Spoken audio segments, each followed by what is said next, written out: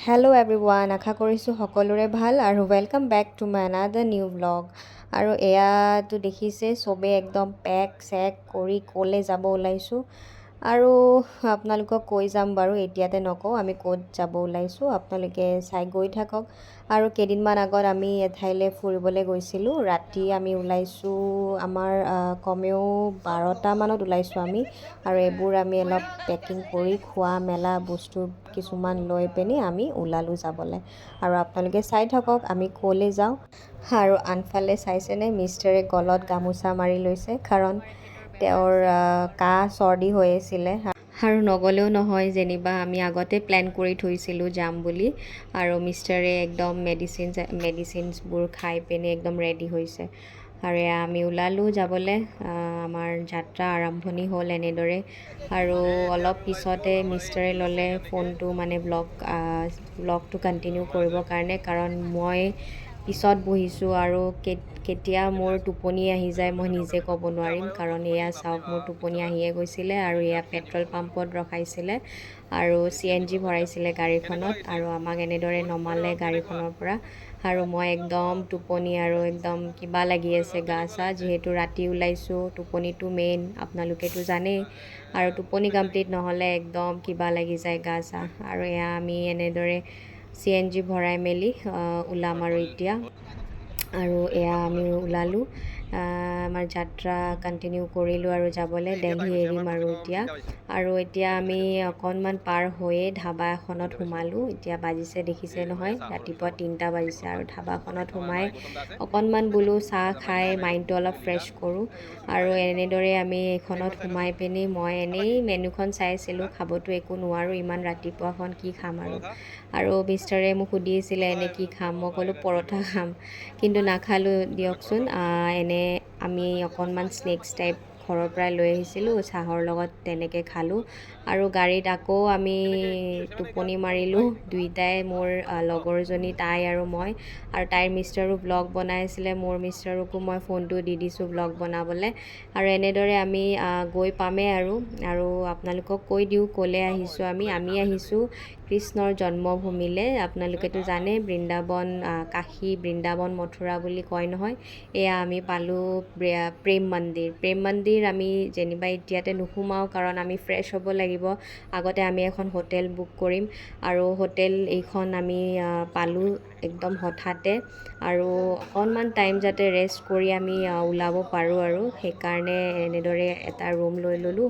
আৰু এয়া আমি ৰুম পালোঁ, ইমানো বেয়া নাছিলে ৰুমটো, ভালে আছিলে। অকণমান টাইম ৰেষ্ট লৈ ফ্ৰেছ হৈ ওলাম আৰু এয়া আমি অকণমান শুম এতিয়া, শুই মেলি আকৌ লগ পাম আপোনালোকক। আৰু এয়া বহুত ভাগৰ লাগিছে, কৈ আছোঁ, টোপনিও লাগিছে বহুত। আৰু এয়া উঠিলোঁ অকণমান টাইম শুই পিনি, উঠি পিনি এতিয়া আকৌ ফ্ৰেছ হৈ ওলাম আৰু যাবলৈ। আৰু জানেই নহয়, হোটেলত এজনকৈ ফ্ৰেছ হ'বলৈ টাইম লাগে, হয়নে?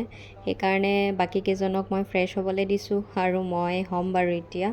আৰু এয়া হৈ মেলি আমি ওলালোঁ আৰু যাবলৈ মন্দিৰত দৰ্শন ল'বলৈ।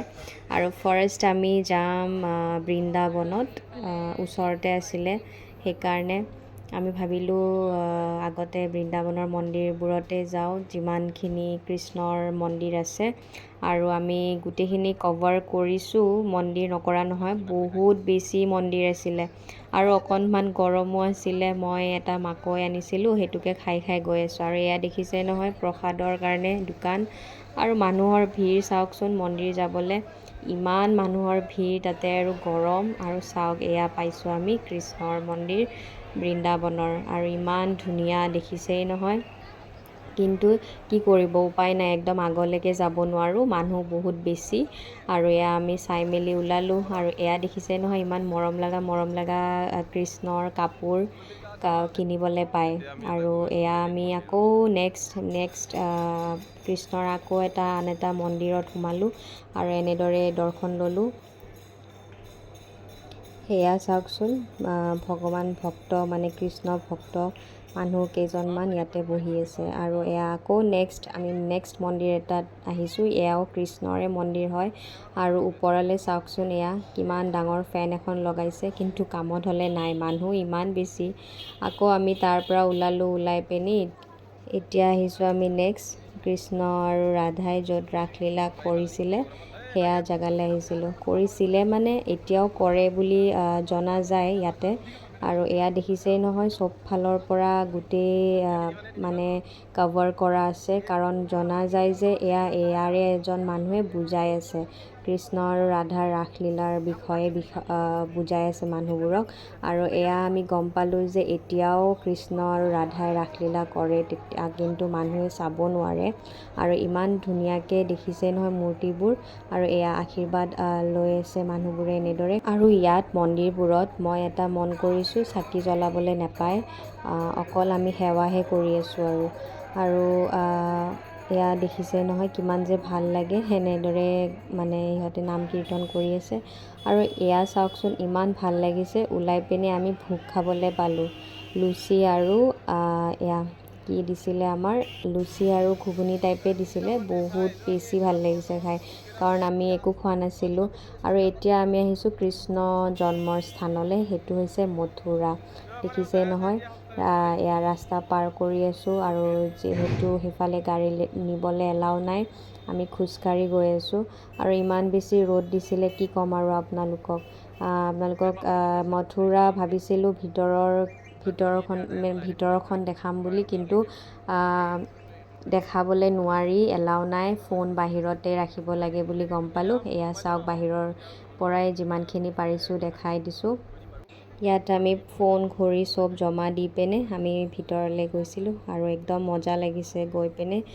মই এনেকুৱা এক্সপ্ৰেশ্যন বনাইছোঁ কাৰণ মোৰ ভৰিখনত বহুত বেছি তাপ লাগি আছিলে, খালী ভৰি আছিলোঁ যে, সেইবাবে। আৰু এতিয়া আমি আকৌ বেলেগ এঠাইলৈ যাবলৈ ওলাইছোঁ, আপোনালোকক নেক্সট ব্লগত দেখুৱাই থাকিম ক'লৈ যাওঁ। ঠিক আছে, আজিলৈ আহিছোঁ, বাই বাই, টেক কেয়াৰ। আৰু মোৰ চেনেলটো প্লিজ লাইক, ছাবস্ক্ৰাইব আৰু শ্বেয়াৰ কৰি দিব দেই, যদি ভাল লাগিছে ভিডিঅ'টো চাই। আৰু এয়া এণ্ড কৰিলে মোৰ মিষ্টাৰে, কেমেৰামেন হৈছে আজি।